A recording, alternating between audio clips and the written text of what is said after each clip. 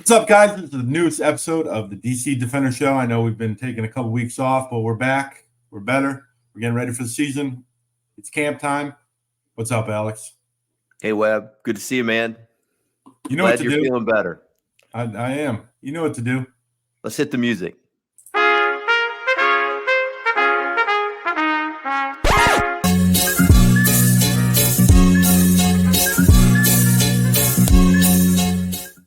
So all the boys are up or down in Arlington, depending where you are on the map. It's finally that time.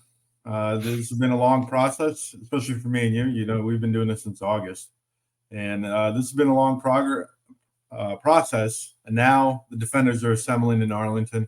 They went through orientation over this past weekend, the first day in pads. What do you think? Exciting. I was thinking about it before we jumped on. 4 weeks from today, we're going to feel really good about ourselves, I think, about this time in 4 weeks. And can't believe it's here, finally. And like you said, it seems like such a long time since the XFL championship game. And then for some of us, the USFL championship game in July. And you think about all the months, you start checking them off the calendar before we get to tee it up again. And here we are. We're 4 weeks away. Hard to believe. Exciting. Yeah. I first want to give a shout out to all the UFL social media, because they've been we feel like we're kind of there. Like, you kind of get a vibe for all 8 teams, and they've done a great job, especially for those. I'm in Georgia, you're in Pennsylvania. Yeah. And a lot of the beer snakes are in DC, Maryland, right?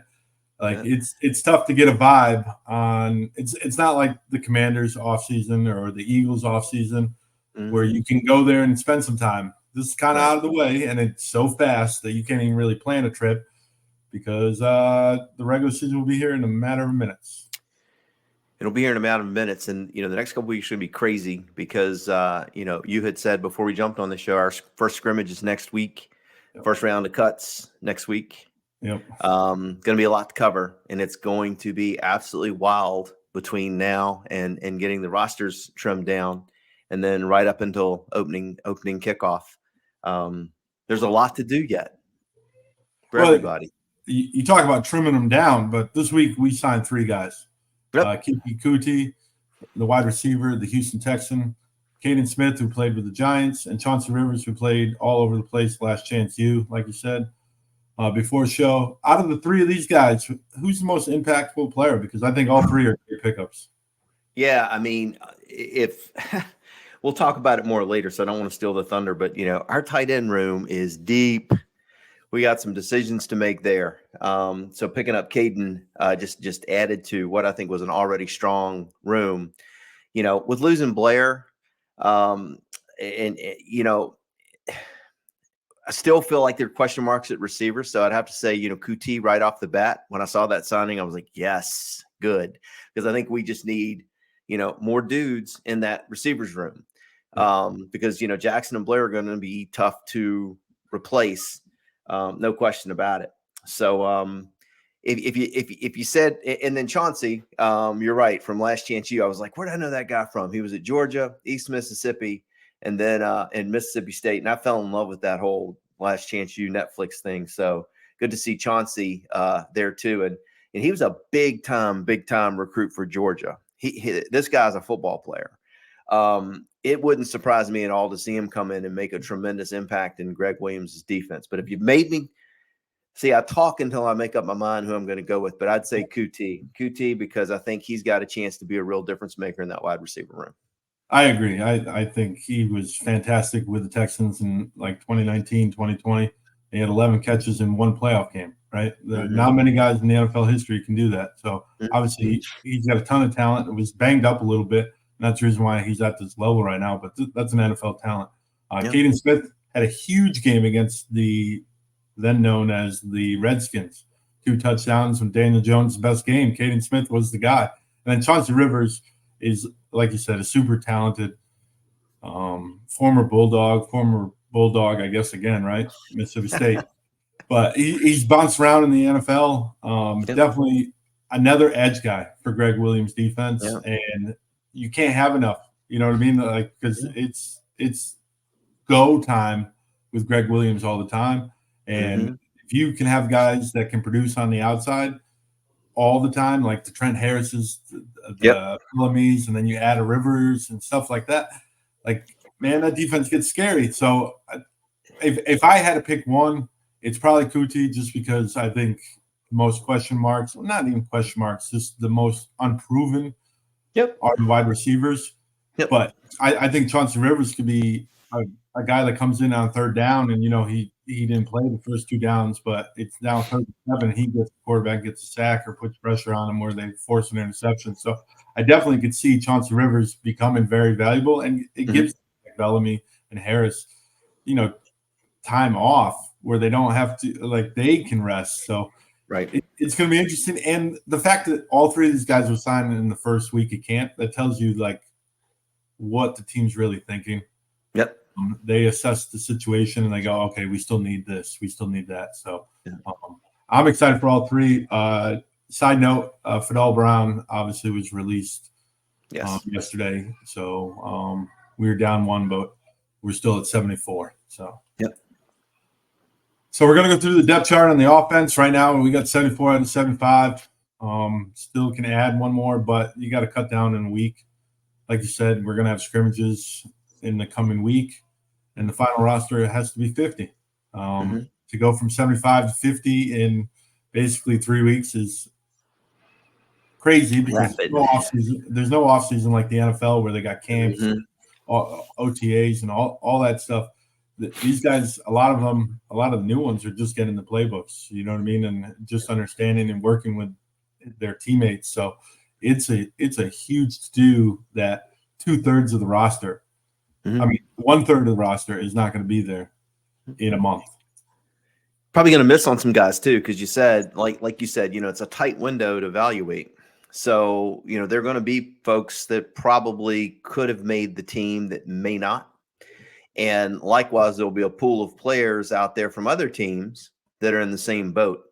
So it'll be interesting to see sort of when you cut down and then you kick off and you start to play, seeing sort of how things evolve during the season and seeing sort of maybe that pool of players out there that maybe they did get released and they shouldn't have. And you have that available talent pool that you can go out and go after. But it's going to be crazy. And I don't envy the coaches at all for, again, you touched on it. You don't have a mini camp. You've got a limited window of time where not only are you going to try to get your roster down within the limits, but then you've got your installs. On offense, on defense. We return a lot of guys on the offensive side of the ball, on the defense side of the ball. It's year 2 for the XFL, so it's not like last year where it was year 1 and DC's putting in this stuff for the first time. So it'll be a little easier for the returnees. There's just so much to do. And I mean, like, literally, we are inside of the 4-week window. We'll know if we're 1-0 or 0-1 this time 4 weeks from now. 3 more episodes, right? 3 more episodes. So I'm super excited for this. Let's go through the rooms real quick. And on the offensive side, quarterback room: Jordan Tiamu, Jalen McClendon, DeAndre Francois. You got to use the French accent there. You got to carry 3, so no one's getting cut right now. 2 statements. JT is definitely QB1. Reggie Barlow was on a podcast this week with Greg Williams. What's Really Good podcast with the PFF. And he clearly stated that Tiamu is the leader, the one that they wanted back. Like, there's no question at all. And then, is there a plan to replace D'Eriq King? Because last year he came in and kind of was a slasher. I'm going to call him a slasher. Quarterback. Do you think one of those guys, or do you think it's JT fully? I think they're going to have a package for one of those other 2. I think it's just a question of who it is, because last year the package for King was very effective. If you rewind, going into week 3, DC had a quarterback controversy, because in both week 1 and in week 2, JT struggled a bit. He could move the ball a little bit, but the guy that gave him the spark was D'Eriq King. And there was quite a buzz early last year. Hey, you're starting the wrong guy. D'Eriq should be the starter. And that kind of cooled off when JT got his groove. And then defense has kind of adjusted to King a little bit. He wasn't quite as effective in that package later in the year because when he came in, it's like, guess what's coming. But I could very well see, DC going with something similar where they have a package for Francois or McClendon. The question to me is going to be which one, who's going to emerge as that number two. I think you touch on it here on that box to the right, who's QB2.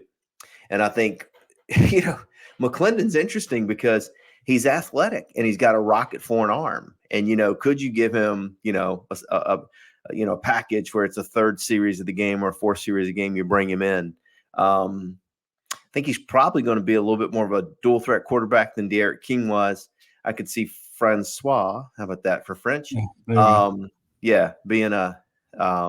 more of a De'Aaron King type of, from that mold, if you will. But something to keep an eye on. I'm going to zag from you here. I think Jordan Tiamu, they don't have the De'Aaron King role. I think Tiamu is understanding the system. As the season went on, Tiamu kind of took more and more of the snaps. King was not so slasher-ish. Yeah. Yes, there were still moments. Tiamu took control of that offense. And I think the fact that they brought him back in the Reggie, Coach Barlow on that podcast was very, very, very clear that he was the one. I think they're building this offense around Tiamu and his understanding and his advancement of this. So, all right, you zagged on me, so I'm gonna zig on you. Yeah. What I think is interesting though is I like at least being able to show that package for another quarterback because it requires the defense to prepare for it, and that eats into their preparation time. You have to game plan for a different quarterback. That can be an issue in itself. So I think they could have a package, and maybe they don't rely on it heavily like they did at times last year, especially early in the season. But maybe if you just show it, then you're putting it on film where the opposing defenses have to account for it. So definitely. So out of the two of them, if you had to choose one that's going to replace the King package, you're saying Francois? When we were talking about quarterbacks we could pick up and you said Jared McClendon, I made a text back to you that I said I wasn't overly high on McClendon. Then I went back and looked at him on film and I was like, damn, Webb was right. This guy, he's pretty good. So I've been drinking the McClendon Kool-Aid. So, without seeing them now and how they fit in this system, but going back to last year, I'd probably give Jared McClendon the nod if it were me. Yeah. Francois, I think, is more athletic, like shifty, speedy, but McClendon's closer to Tiamu than De'Aaron King was. I think. Yeah. Yep. So if they're going to come up with a package, it's probably going to be Francois, even though McClendon might be the backup. If that makes sense. Right. That's true. That's a very good point. Running back room. We got 5 guys. I'm not going to run through all their names.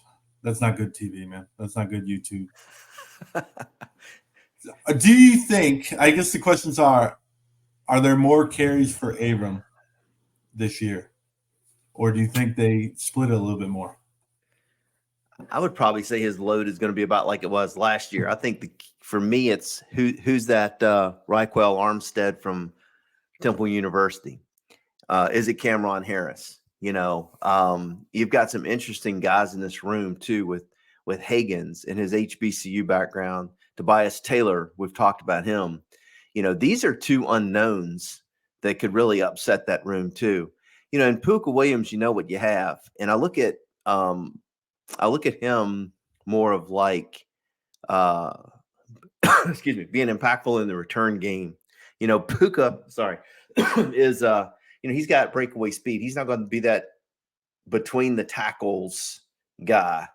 That's maybe a Raquel Armstead. He's going to be somebody maybe on the perimeter that's more of a home run back. He could be somebody that could return punts and maybe take some to the house.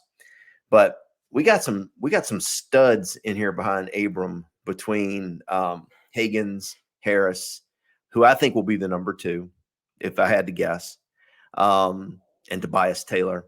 And I think it's probably going to come down between Higgins, Puka, and Taylor, maybe for that 3rd spot. Yeah, I think you are absolutely correct when it comes to the Puka Williams role. He's more of the return game. If someone else stands out in the wide receiver room, I think Puka, because they left him unprotected. They got him back in the draft. Obviously, it's not Cameron Harris who they protected the whole time. I think Darius Higgins is the name to watch on this if someone's going to take carries away from Abram because he bought into that system. He's from that system. Barlow coached him a couple of years ago. I just think he is that guy that could be that number 2 running back. And then the name Tobias Taylor, he's listed as a wide receiver too. Yeah. So that is kind of like a Puka, kind of, on the perimeter, kind of, but listed as a running back. So I think there's 2 cuts here. We're not going to predict them because we're not there. No. But definitely an interesting room to watch. I think Cameron, honestly, is safe because I think they have faith in him and Abram. Then it comes down to the other 3. So and what they need on the team. So agreed. We go over the wideout room, and there are even more names on the list. And then if you include the tight ends, there's even more names on the list. We already talked about him. He's not even on the list because he's so new.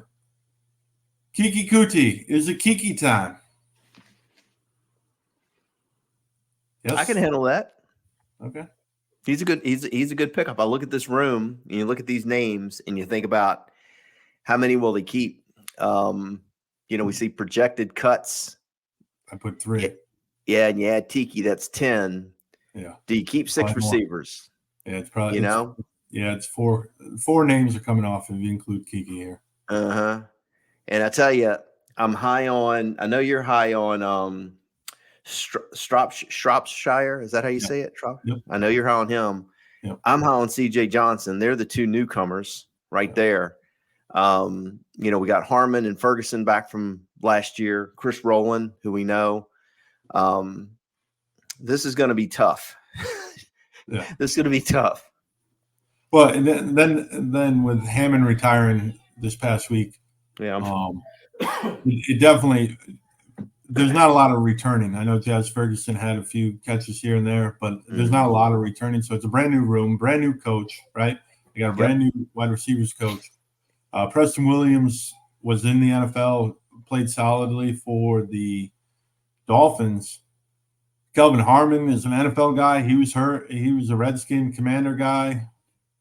But the name I'm gonna outside of Kiki, Chris Rowland is the name that I'm gonna stick out and say that he's gonna be on the team because I think he is a jack of all trades. First of all, with the Stars, he did a little bit of everything, and I think he's a Tennessee guy. And if you start to pay attention to his roster, he didn't play at University of Tennessee, but grew up in the Tennessee or went to college in Tennessee.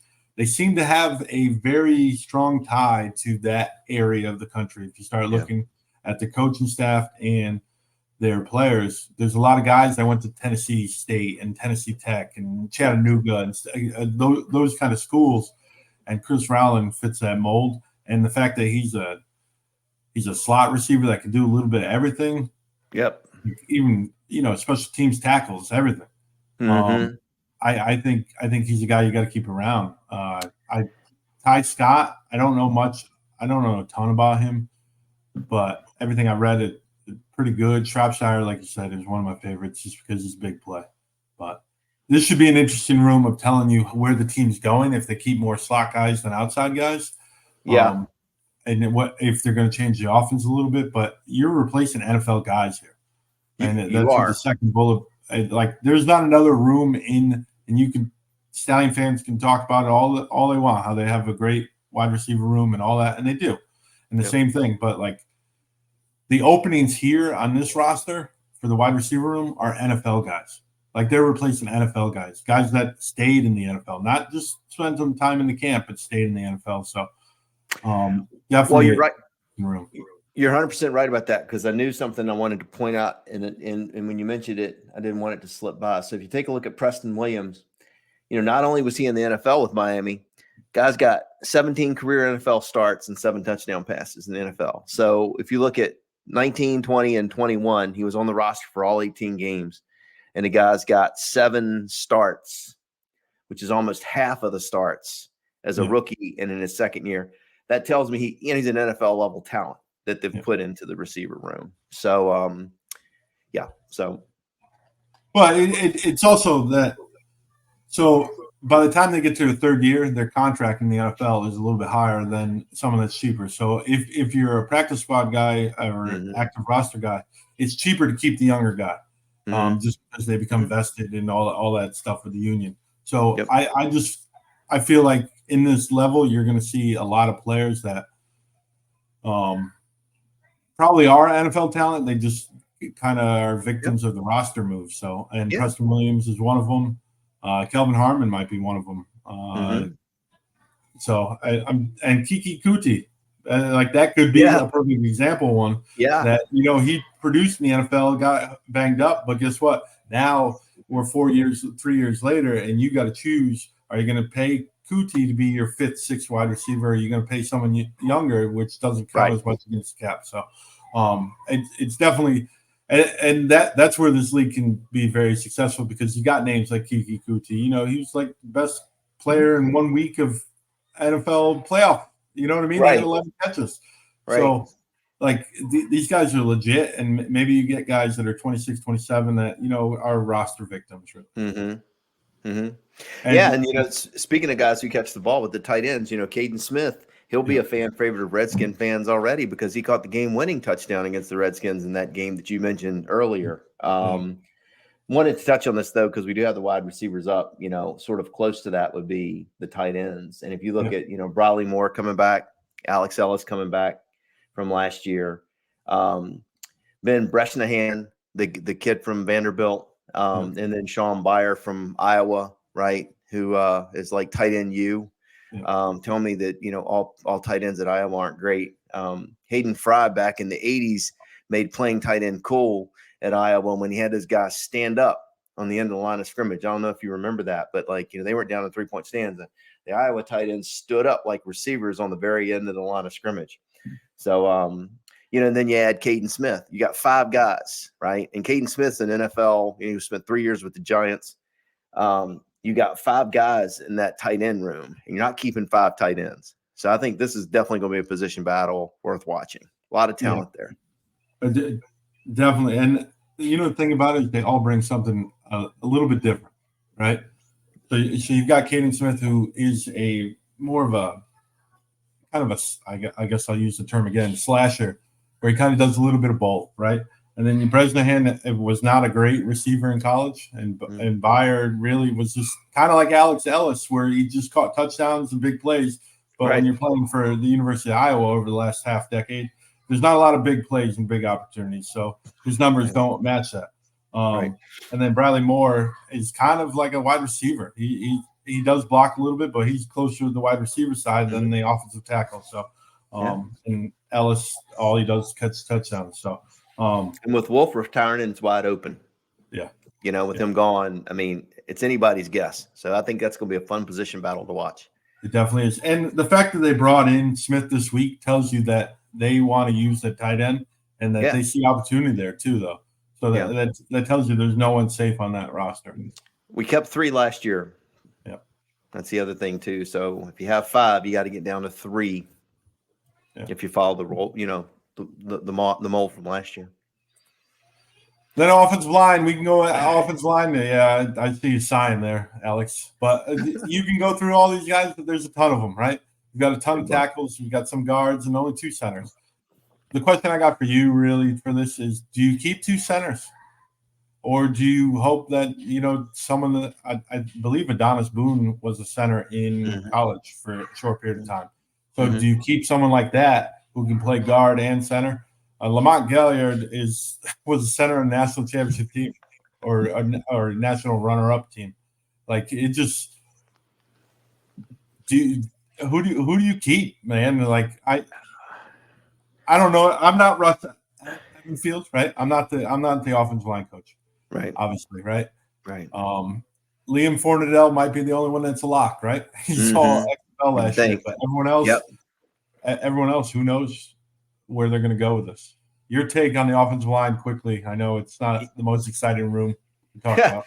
Well, I think the challenge is, like, they brought in a lot of talent. We know the guys from last year that they brought back. And I'd say that, if I'm being 100% honest, they should have the nod or the inside track, based on being there last year, understanding the system and whatnot. And we've touched on it in other shows. There are a lot of starts, with the guys that they're bringing back. So you'd have to give a nod to some of these guys.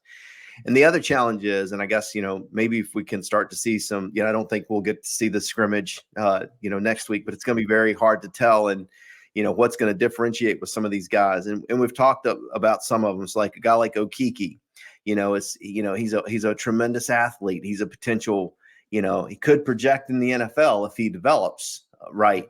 But, what does that mix look like going into the season? Because ultimately the defenders are going to be trying to win games. So the question specific to the centers, I don't know. But I would say that for these guys that can play multiple positions, and for these guys that can maybe play guard and center, that could give them the lean, because we know, especially in spring football, these offensive lines are hard to put together, and the more positions you can play, the more versatility where they can plug you in, the better you have a chance of making the squad. Yeah, the way I kind of look at it when I'm building this roster, when you only have 50 spots, right, is that there's 11 obviously starting positions and 11 backups. That's 22 on the offensive side. The defense side has another 22, right? Mm-hmm. Then you add the kicker, the long snapper, and the punter, and you have 47. So you really only have 3 spots where you can go 3 deep at. Do they do that at one's quarterback? One's quarterback. Yeah, one's quarterback. So now you're even further, like you only have 2 spots. Right. And that's not active either. That's just the whole complete roster. So where do they go? Like, you figure there's going to be a starter and a backup for every single position, but do they bring an extra offensive tackle or offensive guard? I would assume that one of them will be an offensive lineman out of those last 2 spots, and I think the other position comes from the defensive side of the ball. So yeah, that wouldn't surprise me at all. Going to be interesting to see how it plays out. A lot of talent. Good problem to have. It's always a great problem to have. Now we're going to go to security blanket. I'm going to throw up. What is this? This looks like a statistics. This is some type of math project. I know we have guys from Cal Berkeley listening to the show, and a lot of these smart people listening to our show. But I mean, this is something here, Webb. You're going to have to explain this to me. Well, I'll let you take a second just to think about it. It's question of the week.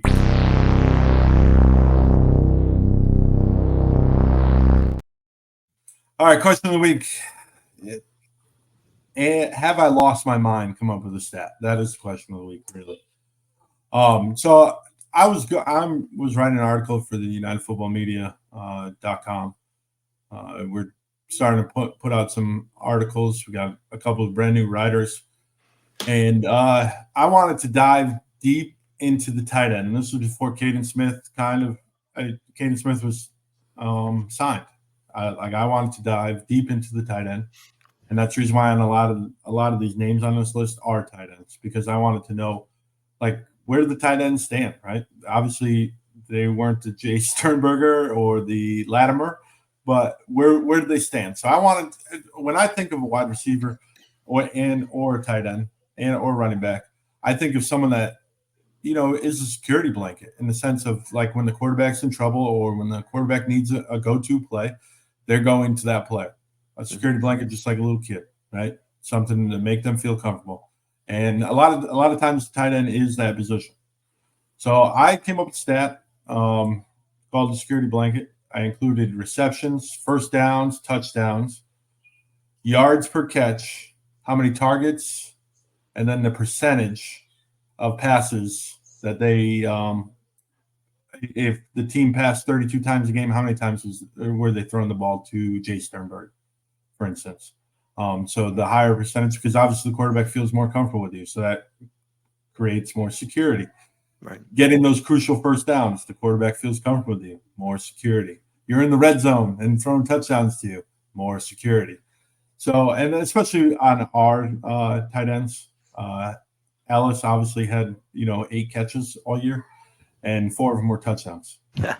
So I wanted to see, like, does that, and I made changes to the formula, and to see, because if you only have 8 catches and 11 targets, you're really not a security blanket. If you play 10 games, you're just getting the ball in the red zone. So I gave extra credit, I guess, to the touchdowns, but I also added the targets, so the targets actually affected a little bit more. So the rest of the field, not just catching touchdowns, really mattered. So your thoughts on me going off the deep end? No, it's an interesting stat. Number one, as you're talking through it, to me, it's, I know I pick on you about like Zach Potter and like you're the second coming. I'm gonna start calling you Billy Bean. I think that's gonna be the stat. Start calling you Billy. I like it. I mean, I think it's an efficiency stat. You hear about these guys and it's like all he does is just make big plays, right? And it's like Ellis 8 catches for the DC last year, 4 TDs, right? I think it's interesting. I think that it's going to be, as we peel the onion back a little bit on some of these stats and like the numbers or the figures that you kind of popped in here to come up with these, I guess this total overall calculation of security blanket.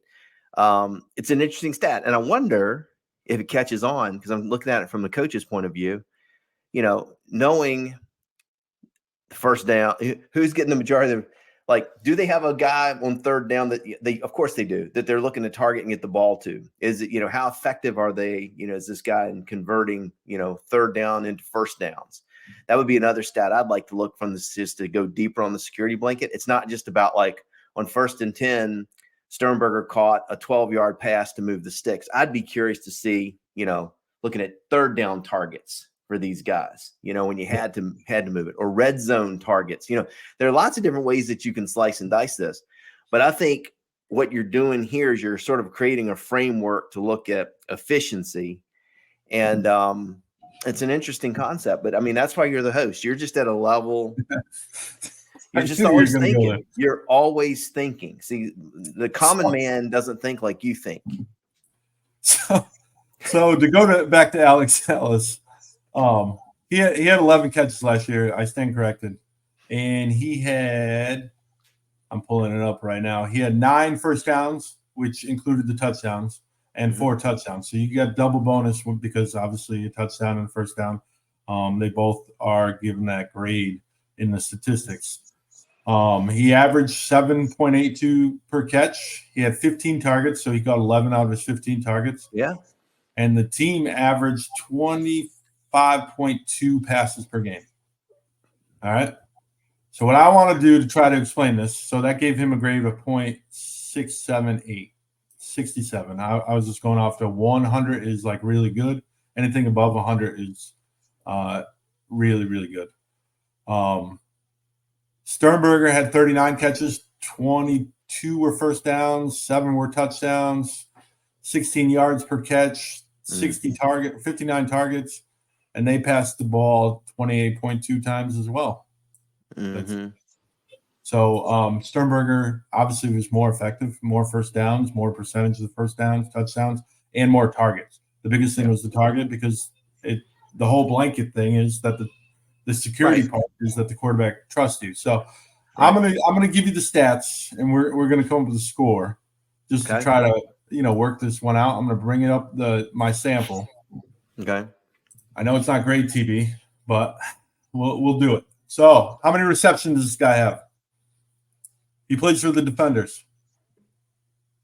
I can't see him yet. Yeah, you're not going to be able to see him. How many? Am I just throwing? Yeah, you give me the numbers. I'll give you the score. 24 catches. 24 catches. How many first downs out of those 24? Actually, let's start with touchdowns. How many touchdowns? 2. 2?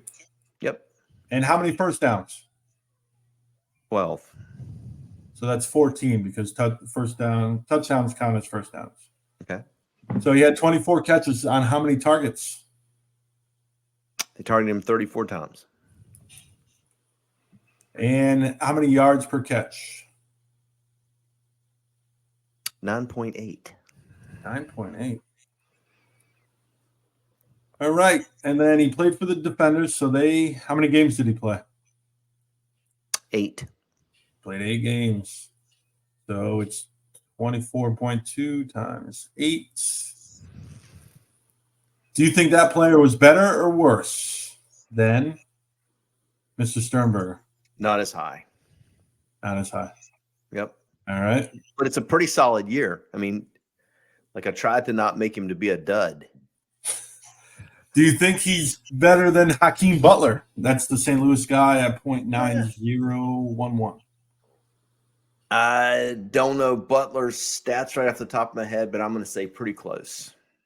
He is actually below Surratt and above Canelo. So right in that. So way. right in there. Okay. All right. Yeah, So I created my fantasy tight end wasn't bad. No, your fantasy tight end would have been 1, 2, 3, 4, fifth best tight end in the league. Nice. There you go. I could be his agent. The only reason why I created this, it's something easier to compare based off of games because you only have 10 games, right? Yeah.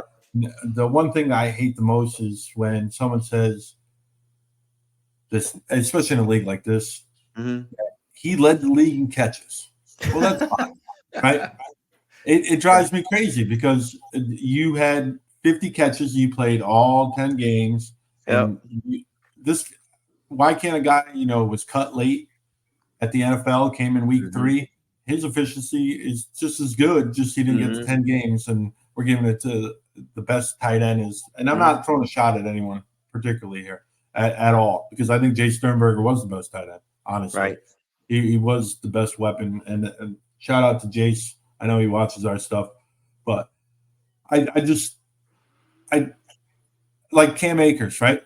The guy that's second on that list. He only played 3 games or 6 games, right? But he produced in those 6 games, but his numbers, when you do the counting, aren't close to Jeff Badette. Jeff Badette's ahead of him. But in reality, Cam Akers is considerably higher on an offense that wasn't that great. Right.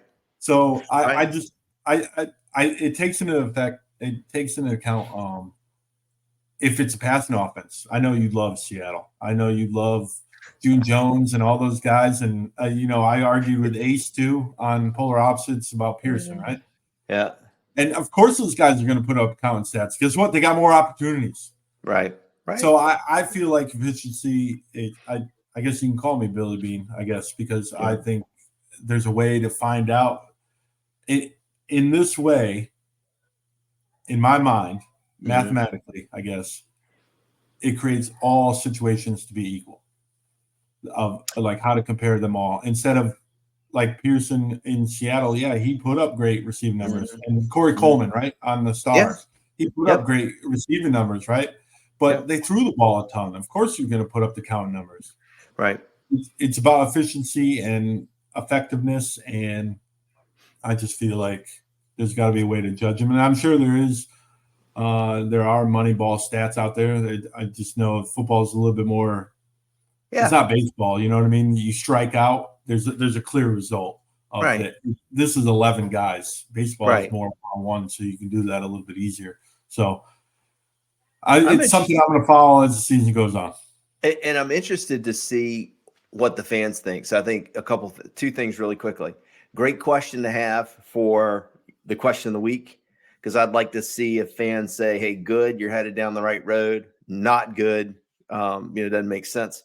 Quite frankly, I look at it and I think this is interesting. I'm interested to see how it tracks for the remainder of the year. Second thing, too, DC fans, I do not like anything about the Seattle Sea Dragons except for June Jones. He was the one saving grace of that team. And DiNucci played at James Madison. I was talking about the pass offense, the style of offense. You like that style? Okay, yeah. But I am a run and shoot. Talking about the actual orange. Okay, got it. I am a June Jones fan, Mouse Davis, traditional run and shoot guy. And I'm talking the real run and shoot, not 5 wide and calling it the run and shoot. But June Jones is a great football coach. And he was I still like watching the Sea Dragons and seeing the concepts in their passing game and how much of it traces back to the original run and shoot offense. But other than June Jones, I got no use for Seattle. And he's not with them anymore. And they're not even around anymore. So what do you think about, we're talking about a spread offense, right? Run and shoot. What do you think of A.J. Smith down in San Antonio? Because it seems like A.J. Smith is kind of running the show down there. Wade is there. But it seems like A.J.'s kind of got a very powerful hand. I know this is off topic, but it's our week 1 opponent. What do you think about A.J. Smith and what he's doing down there? Gonna have to dig in a little bit. San Antonio, I still think, personal opinion, I don't know if Dormandy's the answer. If he is the guy they're going to hitch the wagon to, I wouldn't feel I feel better about our quarterback situation going into week 1 for sure. He might be a step above, what was it, Jack Cohn? Yeah. So maybe it's a step up, but I'm still not convinced there. But it is going to be interesting. I think with AJ Smith and like you said, and the offense, it's going to be the unknown in week 1 that Greg Williams is going to have to deal with. Well, everybody will have to deal with it to some degree, right? With it being week 1.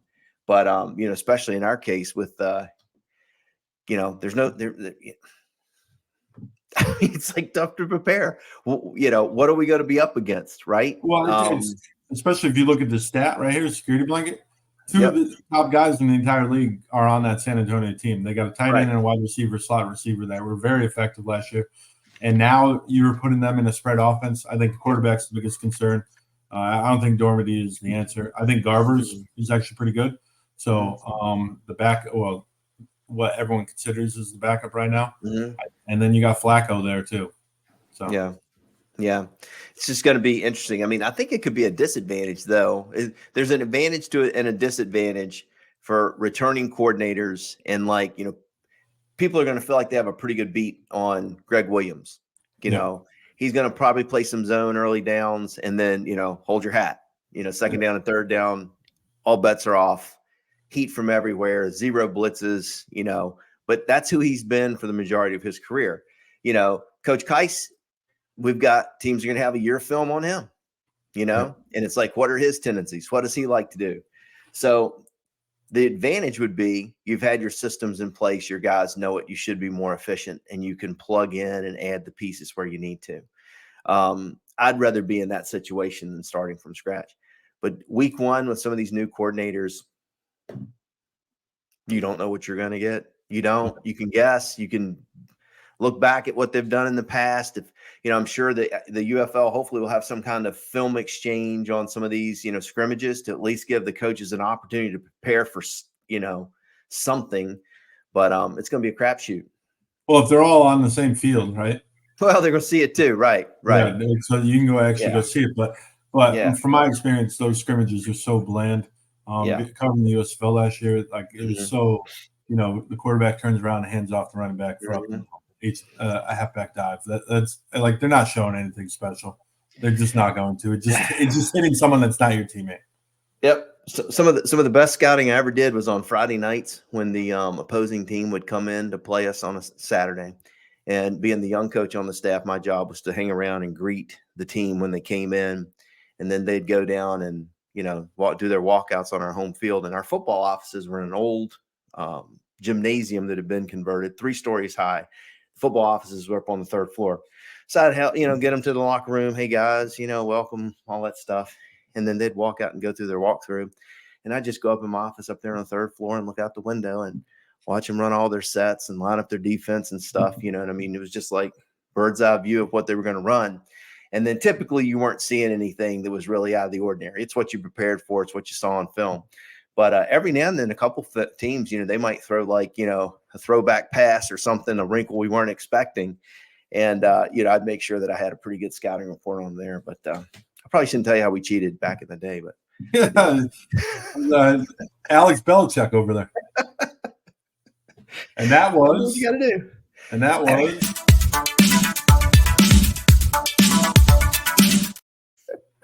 you got to throw that in there. You throw that in there. Of the guy with the mullet or whatever with the bandana on, and you said that was me. I showed that picture to my wife, and she actually did ask me if that was me. You talking about your yearbook photo? I don't have that again. Yeah, well, I'm glad. I'm glad it didn't survive Hammer Time. But I showed it to her on my phone, and she said, "Is that really you?" I'm like, "Oh, stop." AI does some crazy things. It does. But we've made it through another episode. I think we're going to be pretty continuous here now. We got our vacation days out. And we're healthy. Camp started. We're healthy now. You're back. I'm back. We're ready for camp. You got all that out of the way. Now we can just focus on football. There we go. DC football. All right, Alex. Go ahead. I'm good. Hey, listen. Until next time, so long, everybody. This has been Hammer Time. We're finally back. Episode 8. What the hell? Webb, take 2. What's it What? been? You just said it's hammer time. We were just talking about this is the DC Defender Show. The United Football Media. I'm sorry. I was just reading the security blanket stat, and I was like, man, like I was reading that screen, and I was just like, can I do something different? Like my mind just went there. I'm sorry. I'm sorry to all the DC faithful. I'm sorry. But That was a shout out to Boogie Roberts. Yeah, Boogie and Cheaty. Cheaty is a former Mauler too. That's right. He's a former Mauler too. That's right. But this has been the DC Defender Show. Webb and Alex, shields up. Webb and Alex out.